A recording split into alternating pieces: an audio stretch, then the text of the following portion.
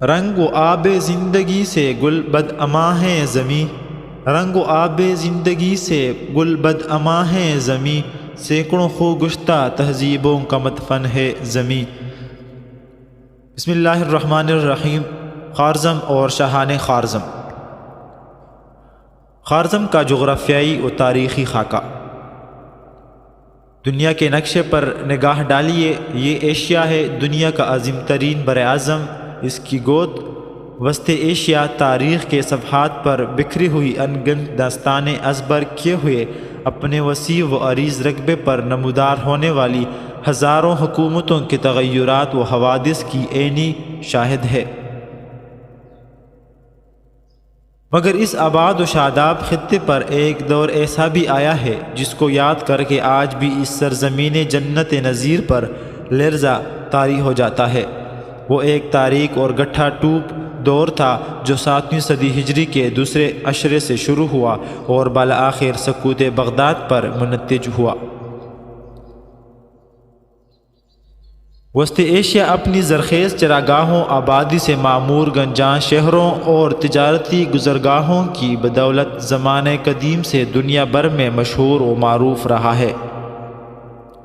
اس میں دو بڑے دریا ہیں، ایک دریائے سیہون جیسے سیر دریا بھی کہا جاتا ہے، اور دوسرا دریائے جیہون جو آج دریائے آمو کے نام سے پہچانا جاتا ہے۔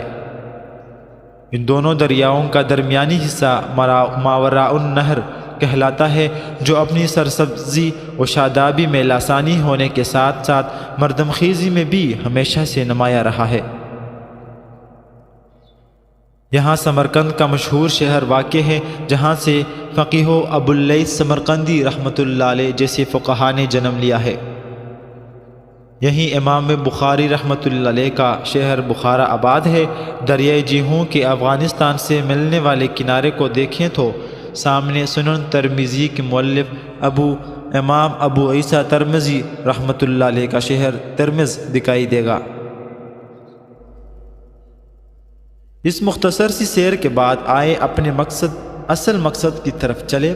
دریائے جیہون کے کنارے کنارے شمال کی طرف بڑھتے جائیں تو موجودہ جمہوریہ ازبکستان کے شمال مغربی سرحد پر آور گنج نامی شہر نظر آئے گا۔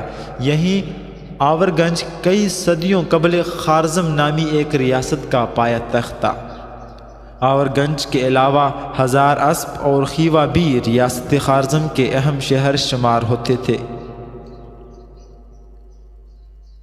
خوارزم زمانہ قدیم میں۔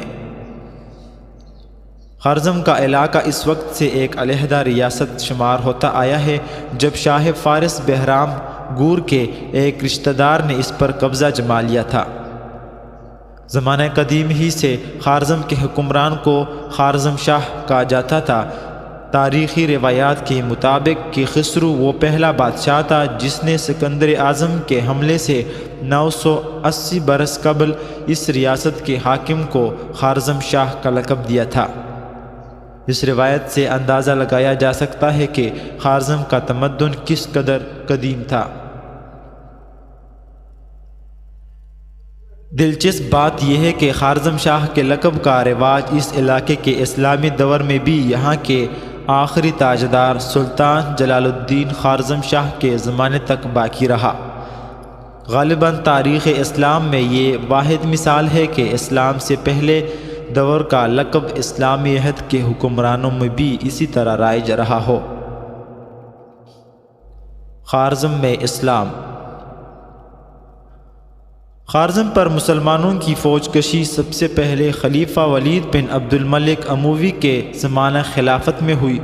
93 ہجری بمطابق 712 عیسوی میں خلیفہ کے حکم سے فاتح ترکستان قتیبہ بن مسلم باہلی رحمۃ اللہ علیہ نے یہاں کا رخ کیا۔ اس وقت کا خوارزم شاہ برائے نام حکمران تھا۔ اس کا بھائی خرزداد ریاست کے سیاہ و سفید کا مالک تھا۔ خوارزم شاہ اس صورتحال سے نہایت پریشان تھا۔ قتیبہ بن مسلم کی آمد کو اس نے اپنے لیے نیک فال سمجھا اور ان سے اس شرط پر مساہلت کر لی کہ وہ ایسے خرزاد کی ریاست کی زیادتیوں سے نجات دلائیں گے۔ قتیبہ بن مسلم رحمۃ اللہ علیہ نے اس شرط کو منظور کر لیا اور یوں سرزمین خوارزم بغیر کسی کشت و خوں کے اسلامی پرچم کے سائے تلے آ گئی۔ یہاں کے باشندوں نے جوک در جوک اسلام قبول کیا اور بہت جلد یہ پورا خطہ اسلام کی نور سے جگمگانے لگا۔ کاس اور جرجانیہ۔ زمانہ قدیم میں ریاست خوارزم کے دو دارالحکومت تھے، ایک دریائے جیہون کے مشرقی کنارے پر تھا جسے کاس کہا جاتا تھا، اور دوسرا مغربی کنارے پر تھا جسے جرجانیہ، گرگانچ یا اورگنج کہا کرتے تھے۔ قتیبہ بن مسلم رحمۃ اللہ علیہ کے ہاتھوں خوارزم کی فتح کے بعد کاس کا نام المنصوریہ پڑ گیا اور اس کی رونق اور آبادی میں غیر معمولی اضافہ ہوا، لیکن ایک عرصے بعد دریا نے اپنا راستہ تبدیل کر لیا جس سے المنصوریہ یعنی کاس غرق ہو گیا۔ المنصوریہ کی بربادی کے بعد وہاں کے باشندوں نے دریا کے مغربی کنارے پر آباد اور گنج جرجانیہ میں سکونت اختیار کر لی۔ یوں اورگنج کی آبادی میں یکدم زبردست اضافہ ہو گیا۔ ریاست کے سرکاری دفاتر اور انتظامی مراکز بھی یہیں منتقل ہو گئے۔ ترکستان کے تجارتی قافلوں کی راہ میں ہونے کے باعث اورگنج اس خطے کی مرکزی تجارتی منڈی بھی بن گئی۔ رفتہ رفتہ جرجانیہ اور گرگانچ کے لفظ لوگوں کی زبانوں سے اتر گئے اور اکثر مقامی باشندوں نے اس شہر ہی ریاست کے نام سے موسوم کر کے خوارزم کہنا شروع کر دیا۔ تاہم بہت سے لوگ پھر بھی اسے اورگنج کے سابقہ نام سے یاد کرتے رہے۔ اسلامی دور کے خوارزمی حکمراں۔ اسلامی مقبوضات میں شامل ہونے کے بعد خوارزم کو تاریخ میں بڑی پذیرائی نصیب ہوئی۔ اسلام کے کتنے ہی نامور فقہا، محدثین، دانشور اور بادشاہ یہاں کی خاک سے اٹھے اور دنیا میں آفتاب و مہتاب بن کر چمکے۔ یہ علاقہ علم و حکمت، تزکیہ و معرفت، تہذیب و تمدن اور صنعت و حرفت کا مرکز بن گیا۔ زمانے کی گردش کے ساتھ ساتھ تخت خوارزم پر یک کے بعد دیگر مختلف حکمراں براجماع ہوتے رہے، مگر یہ سب خلافت اسلامیہ کے ماتحت ایک صوبیدار کی سی حیثیت رکھتے تھے۔ تاہم ایک عرصے کے بعد جب عباسی خلفاء کی شوکت کو گہن لگا تو یہاں کے حکمران خلافت کی کفش برداری سے آزاد ہو گئے۔ ان خود مختار حکمرانوں کا پہلا دور 340 ہجری بمطابق 951 عیسوی میں ابو سعید احمد خوارزم شاہ سے لے کر 408 ہجری بمطابق 1017 عیسوی میں ابو الحارث خوارزم شاہ تک رہا۔ دوسرا دور 408 ہجری بمطابق 1017 عیسوی میں التون تاش خوارزم شاہ سے شروع ہو کر 429 ہجری بمطابق 1037 عیسوی میں ماہ ملک خوارزم شاہ پر ختم ہوا۔ اس کے بعد تیسرے دور میں اس خطے کی زمین اقتدار اس خاندان کے ہاتھ میں آئی جس کی ابتدا انوشدگی خوارزم شاہ سے اور انتہا سلطان جلال الدین منقبرتی خوارزم شاہ پر ہوئی ہے۔ سلطان خوارزم کا پہلا آزاد مسلم حکمراں انوشدگی۔ جب ملک شاہ سلجوقی نے گرجستان سے ایغوری قبیلے سے تعلق رکھنے والے ایک ترکی نسل غلام خریدا تو کون کہہ سکتا تھا کہ یہ کم حیثیت غلام کل خوارزم شاہ کہلائے گا اور ایک صدی بعد اسی غلام کی نسل سے پیدا ہونے والے فاتحین سلجوقی خاندان پر زمین تنگ کر دیں گے۔ اس غلام کا نام انوشدگی تھا۔ حد درجہ خدمتگار، اطاعت شعار، بلا کا ذہین، دلیر، مدبر اور فہیم تھا۔ جلد ہی وہ سلطان ملک شاہ کے دل میں گھر کر گیا۔ نوبت یہاں تک پہنچی کہ سلطان نے اسے 1000 چیدہ سپاہیوں کا افسر مقرر کر دیا۔ انوشدگی نے اس میدان میں بھی اپنی صلاحیتوں کا لوہا منوایا۔ ان دنوں خوارزم کا صوبہ براہ راست ملک شاہ کے تابع تھا۔ وہاں کا صوبیدار فوت ہوا تو ملک شاہ کی مردم شناس نگاہوں میں انوشدگی کے سوا اس عہدے کے لیے کوئی موضوع معلوم نہ ہوا۔ 475 ہجری بمطابق 1082 عیسوی میں ملک شاہ کے حکم سے انوشدگی خوارزم کی صوبیداری پر مامور ہوا اور آخری دم تک اس ذمہ داری کو بخوبی نبھاتا رہا۔ قطب الدین بن انوشدگی کی زندگی میں بھی اس کا بیٹا محمد عرف قطب الدین باپ کی نیابت میں خوارزم کا نظم و نسق سنبھالے ہوئے تھا۔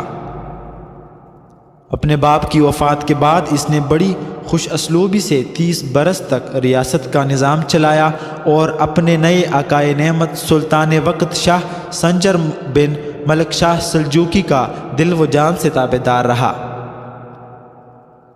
مظفر الدین اتسز 522 ہجری بمطابق 1128 عیسوی میں محمد قطب الدین نے دائی اجل کو لبیک کہتے ہوئے خوارزم شاہ تخت و تاج اپنے بیٹے مظفر الدین اتسز کے حوالے کیا۔ اس 32 سالہ نوجوان نے برسر اقتدار آتے ہی سلجوقی سلطنت کا توق اطاعت گزاری گردن سے نکال دینے اور مکمل خود مختاری حاصل کرنے کا عزم کر لیا، مگر سلطان سنجر سلجوق کی تلوار کی دار ایسی نہ تھی کہ جیسے نظر انداز کر دیا جاتا، اس لیے اتسز موقع کی تلاش میں رہا۔ جلد ہی قدرت نے اس کے لیے ایک غیر متوقع موقع فراہم کر دیا۔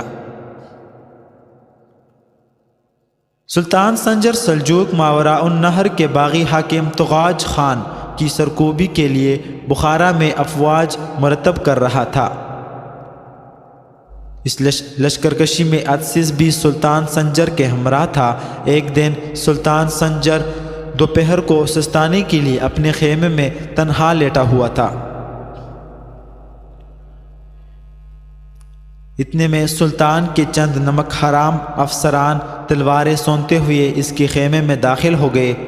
آہٹ پا کر سلطان نے نگاہیں اٹھائیں تو خود کو چمکتی ہوئی شمشیروں اور خوں آشا خنجروں سے گرا ہوا پایا۔ سلطان کا بچ نکلنا بہت مشکل تھا۔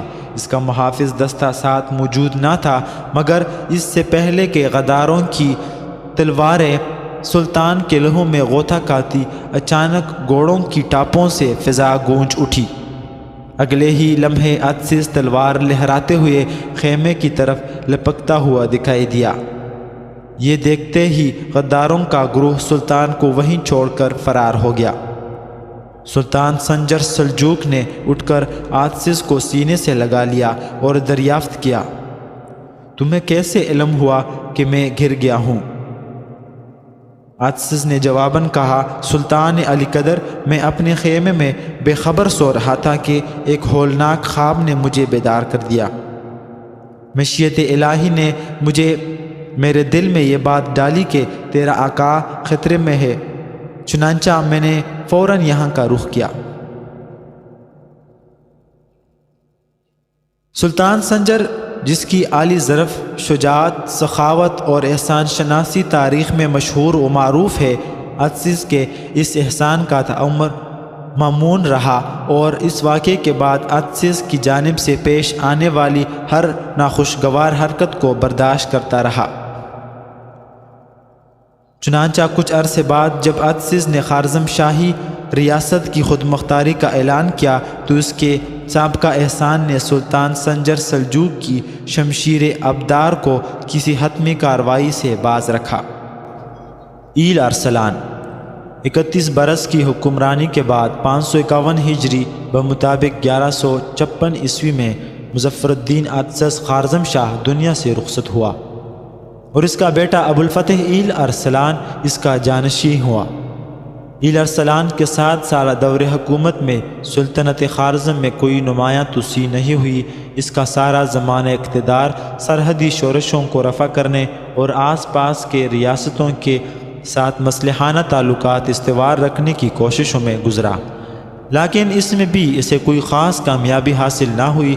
558 ہجری بمطابق 1163 عیسوی میں ایل ارسلان راہی آخرت ہوا۔ سلطان شاہ اور علاء الدین تکیش۔ ایل ارسلان کی وفات کے ساتھ ہی اس کے دونوں بیٹوں سلطان شاہ اور علاء الدین تکیش کے مابین اقتدار کی خون ریز جنگیں شروع ہوئیں، جو وقفے سے کئی سال تک جاری رہ کر بالآخر 589 ہجری میں سلطان شاہ کی طبی موت اور علاء الدین تکیش کے فتح یابی پر اختتام پذیر ہوئیں۔ خانہ جنگی کے اس دور میں دارالحکومت آور گنج پر مستقل قبضہ تکیش ہی کا رہا تھا، اگرچہ ایک مختصر عرصے کے لیے سلطان شاہ کو بھی یہاں تسلط حاصل ہوا، مگر یہ تسلط عارضی تھا۔ یاد رہے کہ خوارزم ریاست کا نام تھا اور آور گنج پایا تخت تھا، مگر اس دور کے عوام، خواص اور مورخین کے ایک بہت بڑی تعداد صرف آور گنج شہر کو بھی خوارزم کے نام سے یاد کرتی رہی ہے۔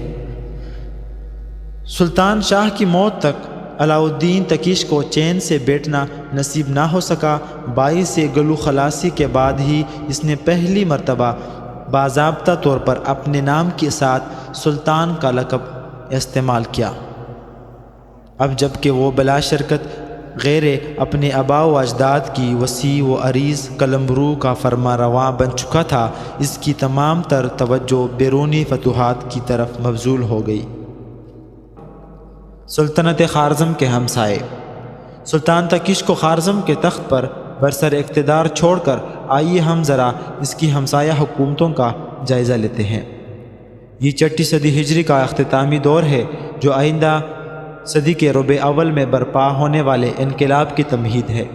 اس لیے ہم خوارزم کے آس پاس کی ان حکومتوں کا تعارف پیش کرتے ہیں، جن سے واقف ہوئے بغیر ہمارا تحقیقی و تاریخی سفر نامکمل رہے گا۔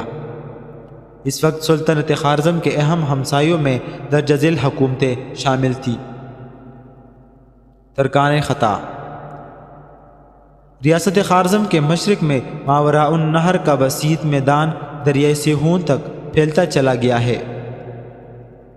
6 صدی ہجری کے اواخر میں اس علاقے پر ترکان خطا کی حکومت تھی۔ یہ ایک جنگجو، اجڑ اور سخت جان قوم تھی جو عام تر ترکوں سے مختلف تھی۔ یہ لوگ غیر مسلم تھے اور زمانہ قدیم سے اس خطے میں آباد تھے۔ دریائے سیہون کے اس پار بھی جتنی چینی ترکستان کا علاقہ تھا، وہ بھی ان کے ہاتھ میں ہی تھا۔ ان کے زیر قبضہ شہروں میں مسلمانوں کی ایک بڑی تعداد اس وقت سے آباد تھی جب اس علاقے میں اسلامی حکومت قائم تھی۔ عباسی خلافت اور سلجوق حکومت کے کمزور پڑنے کے بعد یہاں ترکان خطا غالب آ گئے اور مسلم آبادی والے بہت سے علاقوں پر قابض ہو گئے، حتیٰ کہ 536 ہجری بمطابق 1141 عیسوی میں بخارا اور سمرقند جیسے قدیم اسلامی تاریخی شہر بھی ان کے زیر قبضہ آ چکے تھے۔ یہاں کی مسلمان آبادی نہایت مظلومانہ زندگی بسر کر رہی تھی۔ ترکان خطا ہمیشہ سے سلجوقی اور خوارزم شاہی حکمرانوں کے سخت ترین حریف رہے تھے، اور سنجر سلجوق جیسے فاتح بھی اس قوم کو زیر نگی نہیں کر سکے تھے۔ میدان ازما ہونے کے ساتھ ساتھ ترکان خطا بلا کے مطلب پرست اور عیار بھی تھے۔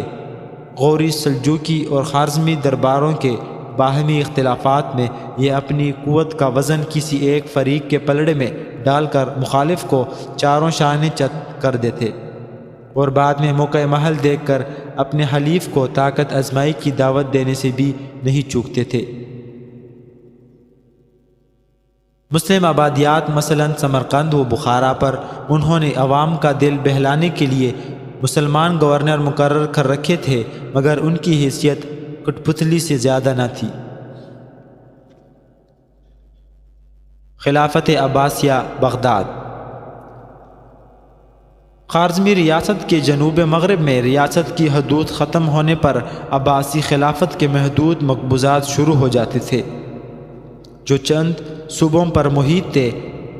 مدینۃ الاسلام بغداد اب بھی خلافت اسلامیہ کا مرکز تھا، مگر عباسی خلفاء کے اس آخری دور میں خلافت زوال و انحطاط کی عبرت انگیز تصویر بن گئی تھی۔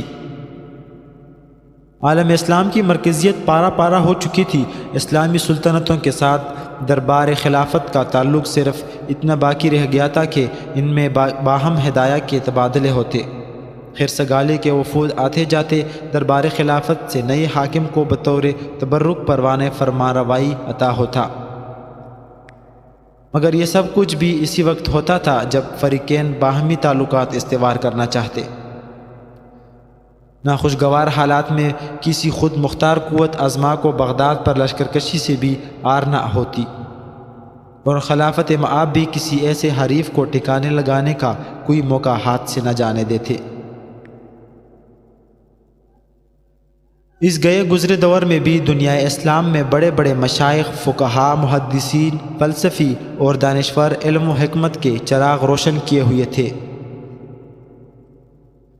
اسی زمانہ میں فرغانہ کے شیخ الاسلام برہان الدین مرغینانی رحمۃ اللہ علیہ نے فقہ حنفی کی سب سے مشہور و متداول کتاب ہدایہ تالیف کی۔ ملک العلماء علاء الدین کاسانی رحمۃ اللہ علیہ نے بدائع الصنائع جیسے شہر آفاق کتاب اسی دور انحطاط میں مکمل کی۔ ہرات میں امام فخر الدین رازی رحمۃ اللہ علیہ حکمت اور علم کلام کے موتی لٹھا رہے تھے۔ یاقوت حموی اور ابن اسیر موصلی جیسے نامور مورخین کا تعلق اسی عہد سے ہے۔ جہاں تک بغداد کا تعلق ہے، وہ سیاسی لحاظ سے ایک عضو معطل بن جانے کے باوجود ہزاروں علماء، صوفیاء اور علم و معرفت کے پروانوں کی جلوہ گاہ ہونے کی وجہ سے اب بھی عالم اسلام کا قلب کہلانے کا استحقاق رکھتا تھا۔ حضرت امام غزالی رحمۃ اللہ علیہ اور حضرت شیخ عبد القادر جیلانی رحمۃ اللہ علیہ ایک طویل مدت تک بغداد میں رہ کر عالم اسلام کو روحانی غذا مہیا کرتے رہے۔ علامہ ابن جوزی رحمۃ اللہ علیہ نے نہ صرف فقہ، حدیث، فن رجال اور تاریخ پر کئی سو کتب کا ذخیرہ تیار کیا، بلکہ وہ بغداد کے گرتے ہوئے روحانی ڈھانچے کو تقویت پہنچانے کے لیے بیک وقت ایک لاکھ باشندگان بغداد کے سامنے پرتاثیر واز کرتے رہے۔ خلیفہ وقت، وزراء اور شہزادے تک ان کے واز میں شریک ہوتے تھے۔ بالکل آخری دور میں شیخ شہاب الدین سہروردی رحمۃ اللہ علیہ جیسے ممتاز بزرگ اہل بغداد کی اصلاح میں منہمک نظر آتے ہیں۔ یہ وہ ہستی ہیں جن سے تصوف کے مشہور سلسلے سہروردیہ کا آغاز ہوا۔ لیکن ان تمام تر کوششوں کے باوجود وہ بگاڑ جو حکمران اور آسودہ حال طبقے میں جاگزی ہو چکا تھا، کم ہونے کے بجائے بڑھتا چلا گیا۔ حکام میں رشوت ستانی اور بدعنوانی عام تھی، نئی نئی جاگیروں کے حصول کا شوق جنون کی صورت اختیار کر چکا تھا۔ سب سے زیادہ خطرناک بات یہ تھی کہ بغداد میں مختلف فرقوں کے درمیان اختلافات شدت اختیار کرتے جا رہے تھے۔ چکوں اور چراہوں پر مناظرے ہوتے جن سے مذہبی منافرت مزید بڑھ رہی تھی، حتیٰ کہ حکمران طبقے اور قصر الخلافت میں بھی ان اختلافات کی بنیاد پر مستقل فریق پائے جانے لگے تھے۔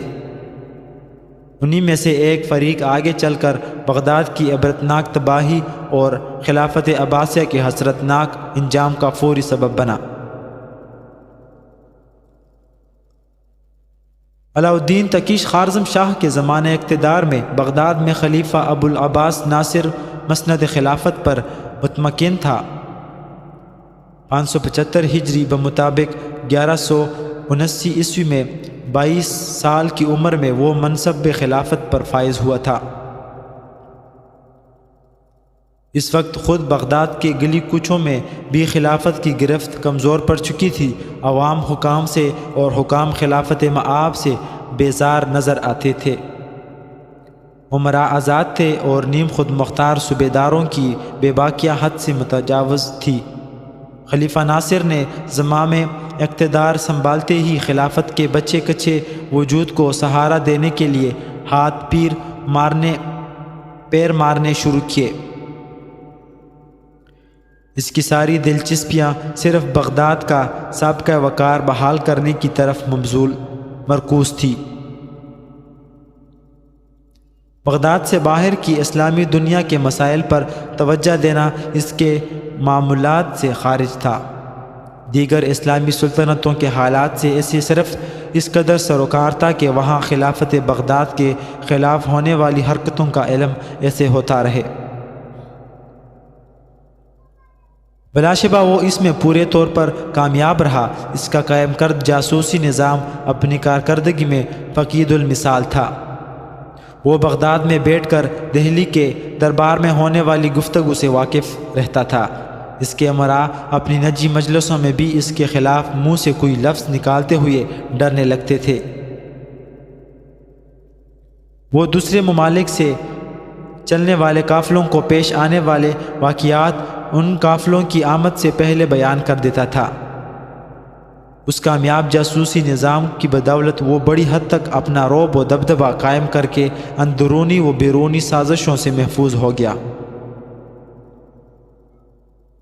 عالم اسلام کی بڑی خوش قسمتی ہوتی اگر خلیفہ اپنی فراست، تدبر اور منصوبہ ساز صلاحیتیں امت کے اجتماعی مفاد کے لیے استعمال کرتا۔ مگر یہ ایک افسوسناک حقیقت ہے کہ خلیفہ نہ صرف یہ کہ اپنی ہمسایہ اسلامی ریاستوں پر کفار کی یلغار کے موقع پر غیر جانبدار رہا، بلکہ خوارزم کی تباہی و بربادی میں خلیفہ کا پورا ہاتھ تھا۔ اس گھر کو آگ لگ گئی گھر کے چراغ سے۔ آپ کی خدمت میں گزارش ہے کہ ہمارے چینل کو سبسکرائب کر کے ہمارے ساتھ تعاون کیجیے۔ شکریہ۔